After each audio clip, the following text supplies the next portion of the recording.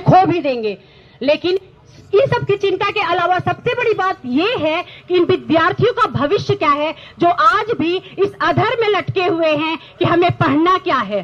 क्या विद्यालय ये डिसाइड नहीं कर सकता है? क्या ये विद्यालय को अधिकार नहीं है कि वो जो है एक भाषा डिसाइड कर दे कि हमें पढ़ाना क्या है? एक जियो आया है यहाँ पर तेलंगाना में, 2018 में एक जियो आया था जहां पे भाषा चुनने के लिए कहा गया था, हम लोग सभी भाषा का सम्मान करते हैं, मानते हैं, सभी भाषा का सम्मान करना आवश्यक भी है।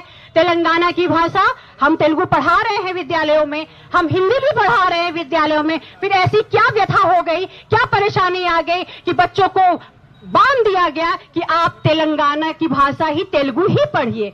ऐसा नहीं होना चाहिए।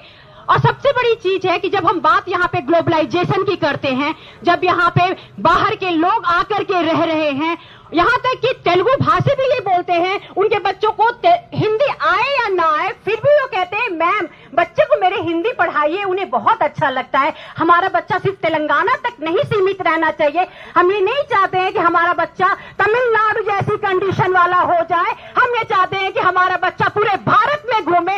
हम ये चाहते हैं कि मेरा बच्चा पूरे देश में घूमे। फिर ये बाध्यता क्यों है मैम? क्यों ऐसी कंडीशन आ गई कि आज ये गवर्नमेंट ये कह रही है कि भाषा आप नहीं चुन सकते हैं? और सीबीएसई से एक ही अनुरोध करना चाहती हूँ